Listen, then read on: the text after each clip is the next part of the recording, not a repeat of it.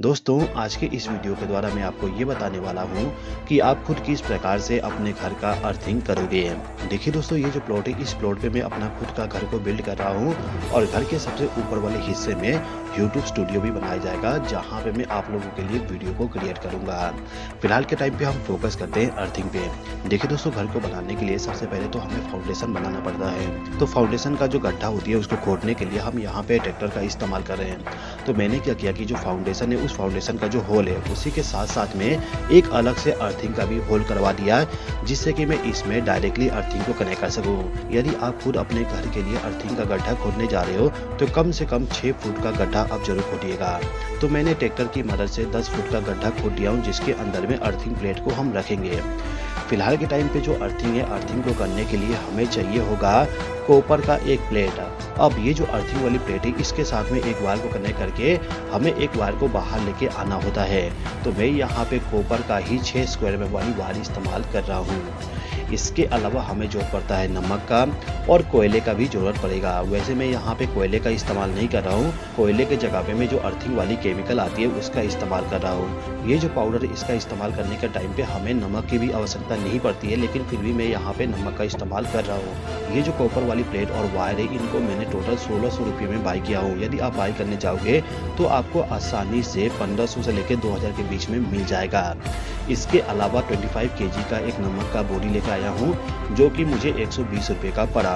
Chemical वाला जो powder है, ये पाउडर मुझे एक कंपनी से मिल गया है। आप यदि इसको बाई करने जाओगे तो कम से कम आपको 500-600 रुपये पे करना पड़ेगा। यदि आप कोयला इस्तेमाल करोगे तो आपको कम से कम 15-16 किलो आपको कोयला बाई करना पड़ेगा।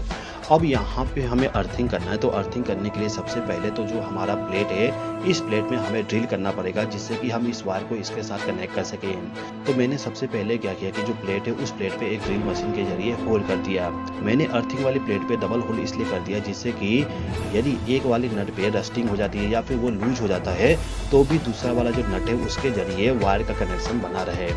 तो मैंने इस अर्थिंग वाले प्लेट पे डबल होल कर दिया और होल करने के बाद में जो वायर है, इस वायर को नट बोल्ट के सहायता से माउंट कर दिया। अर्थिंग वाली प्लेट के साथ में वायर को कनेक्ट करने के लिए जो आप बोल्ट इस्तेमाल करोगे, वो बोल्ट ऐसा होना चाहिए जिसमें जंग ना लगे, मतलब कि उसमें रस्टिंग नहीं होना चाहिए। तो ये जो बोल्ट है, इस बोल्ट के जरिए मैंने वायर को तो कनेक्ट कर दिया। मैंने जो अर्थिंग के लिए गड्ढा बनाया हूँ, उस गड्ढे का साइज है 10 फुट और इस गड्ढे का जो चौड़ाई है वो 12 इंच का है। वैसे तो मेरा प्लेट सीधा चला जाएगा, लेकिन कहीं कहीं पे जाके रुक जा रहा है, तो मैंने इस प्लेट को थोड़ा सा बेंड कर दिया, जिससे कि प्लेट मेरा अच्छे तरीके से अंदर तक चला जाए।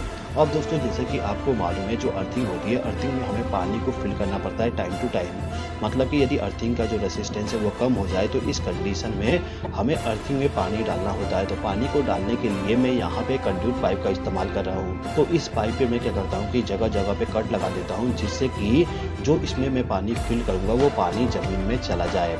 तो मैं इस प्रकार से इसमें पूरा कटिंग कर देता हूँ। अब ये जो अर्थिंग वाली प्लेट है, इसको सबसे पहले तो अर्थिंग का जो गड्ढा है, उसके अंदर डाल देता हूँ।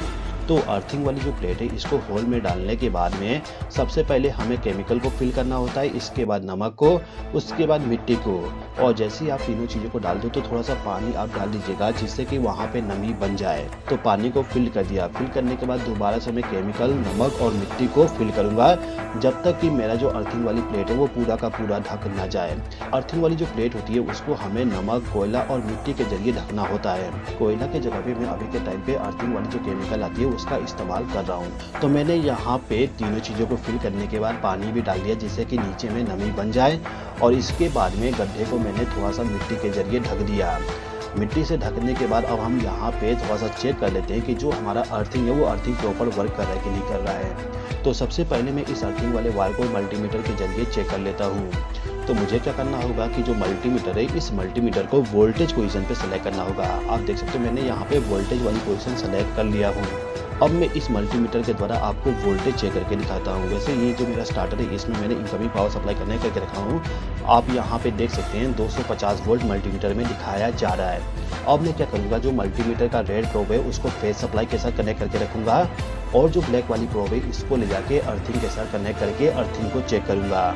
जितना वोल्टेज हमें फेज सप्लाई और न्यूट्रल सप्लाई के बीच में मिलता है, उसी के लगभग में हमें फेज सप्लाई और अर्थिंग के बीच में भी वोल्टेज मिलना चाहिए।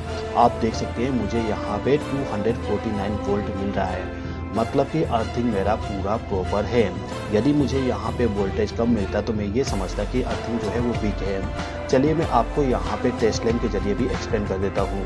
बल्ब का जो न्यूट्रल वाली वायर है इसको अर्थिंग के साथ कनेक्ट करने से आप देख सकते हो कि जो बल्ब है वो ग्लो हो रहा है और जो बल्ब का ब्राइटनेस है वो पूरा का पूरा प्रॉपर है। मतलब कि बल्ब को ऑपरेट होने के लिए जितना वोल्टेज चाहिए वो पूरा का पूरा मिल रहा है, इसीलिए बल्ब पूरा अच्छे तरीके से ग्लो हो रहा है। तो दोस्तों जो हमारे घर का अर्थिंग होता है उस अर्थिंग को चेक करने के लिए हम मल्टीमीटर का भी इस्तेमाल कर सकते हैं या फिर जो बल्ब होता है उस बल्ब का भी इस्तेमाल कर सकते हैं।